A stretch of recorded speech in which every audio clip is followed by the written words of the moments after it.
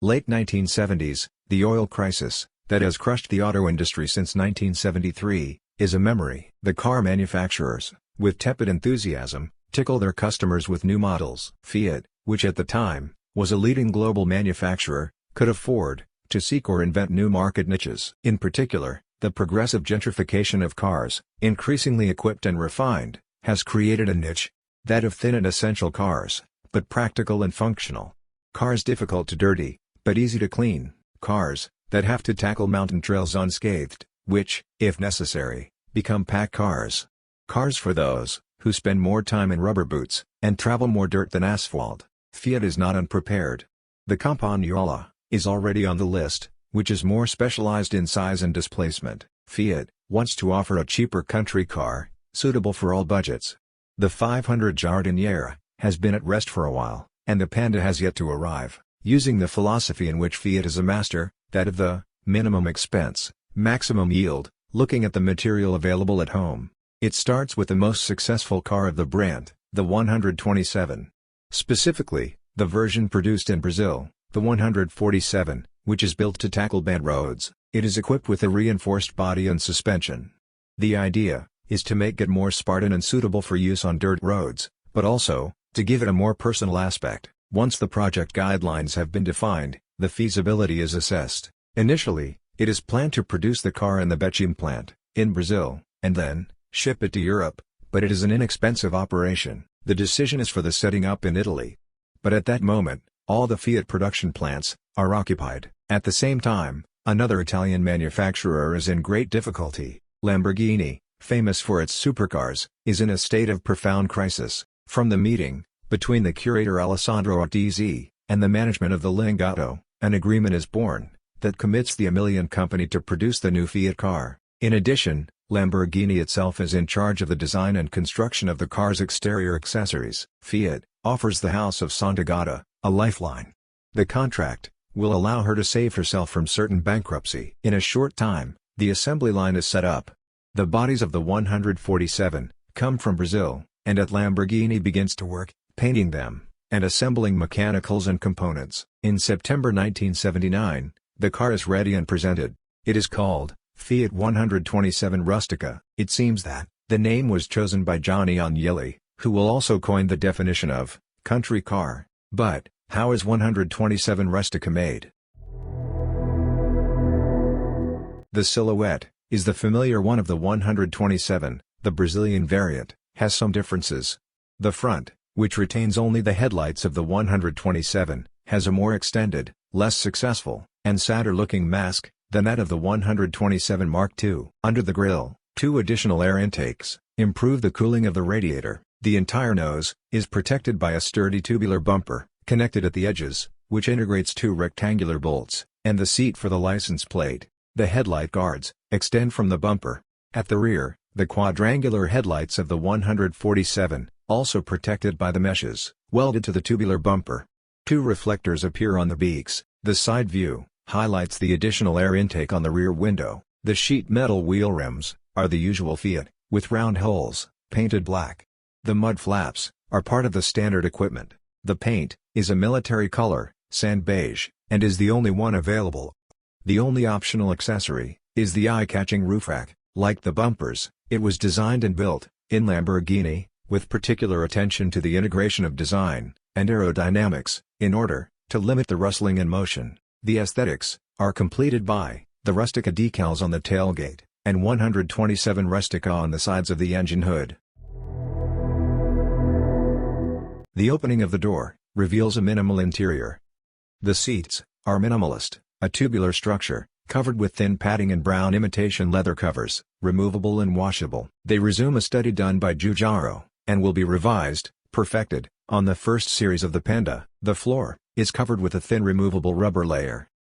Essential door panels. The dashboard is the same as the 127, a monoblock of black plastic. The steering wheel is the slim two-spoke of the 127 normal. The instrumentation has a speedometer, water temperature, and fuel level, plus the usual warning lights. The gear knob is spherical. A quick-release fire extinguisher holder is screwed onto the right front fender, clearly designed in times when safety was not highly regarded. The trunk has a good capacity, The rear seat is foldable. The hyper-tested and extremely reliable base of the 127 is strengthened in the South American variant, 147. The body has several reinforced points. The suspension is more robust. The bottom has a better anti-rust treatment. The engine adopted is the 1049cc single-shaft Brasile, already mounted on the common 127, 1050, and, with the necessary modifications, on the Sport 70 horsepower. It has a power of 50 horsepower at 5,600 revolutions per minute, and a torque value of 8 kg at 3,000 revolutions per minute, which favors low and medium revs. A protection for the lower part is fitted. The gearbox derives from the more robust one of the 128. It has the first three shorter ratios, and the final reduction shortened. The brakes take up the disc drum pattern, common to the 127. The front calipers derive from the 128, while the brake booster is not provided. Suspensions are specific. The setup, known in Fiat under the nickname Tropico, is adopted, as it is intended for the versions marketed in South America, where the roads, at the time, were in ruins, as now in much of Italy. It is characterized by stiffer and higher front springs. The rear crossbow has 3 blades, instead of the standard single blade. All of the changes result in a greater ground clearance of the car. The 4-inch for 13 wheels are fitted with 145 SR13 radial claw tires. The tank goes from 30 to 37 liters. The declared weight is 845 kilograms, about 60 kilograms more than the 127. The towable weight is 845 kilograms. Fiat declares a speed of 134 kilometers per hour, compared to 145 for the 1050. Consumption stands at 11 kilometers per liter.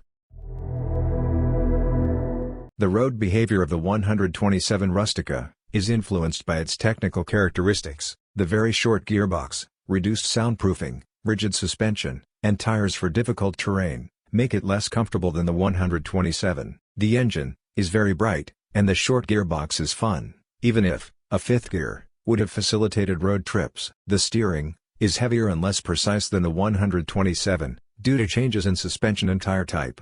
The brakes, without brake booster, have a hard pedal, but are very resistant to fatigue. The stiffened suspension dampens little, even if the particular seats cushion the shocks. The special tires accentuate the understeer, especially in the wet.